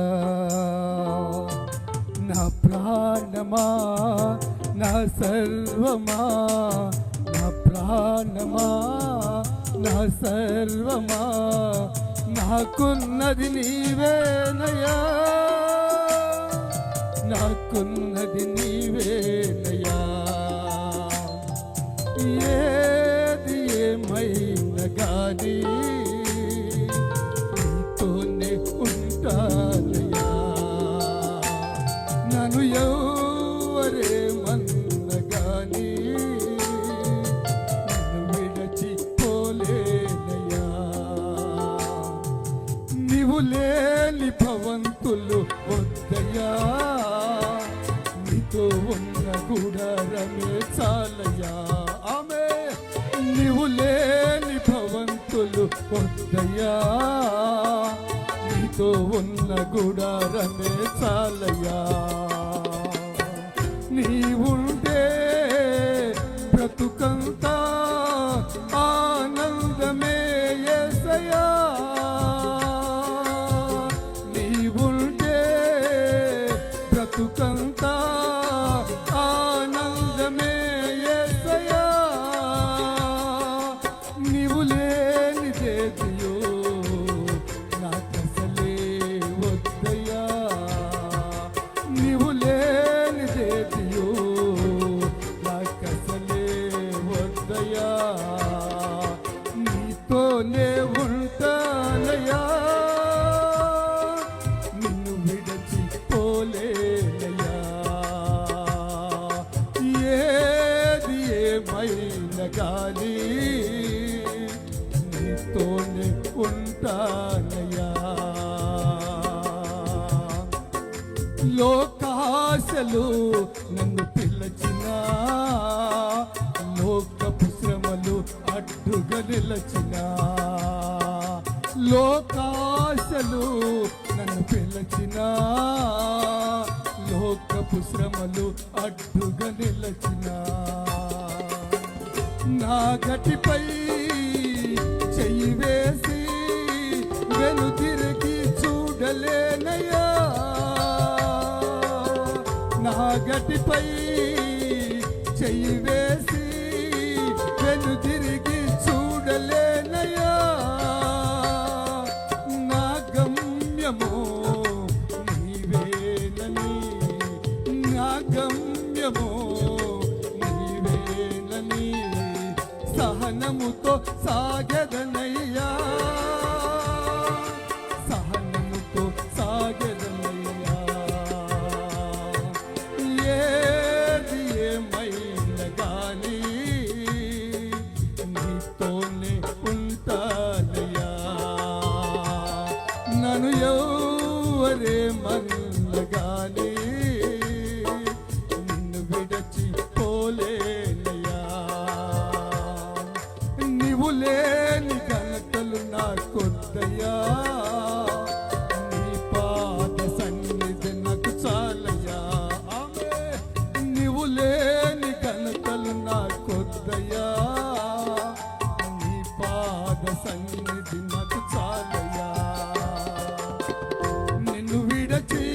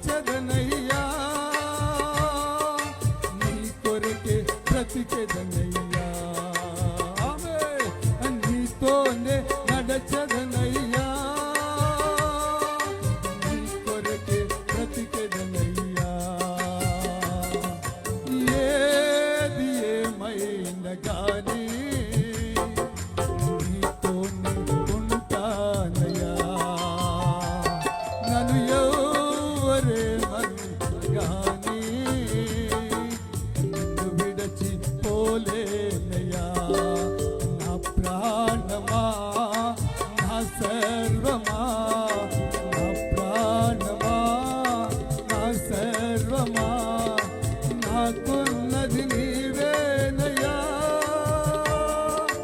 నాకున్నది నీవేనయ్యా ఏది ఏమైనా కానీ నీతోనే ఉంటానయ్యా నన్ను ఎవరేమా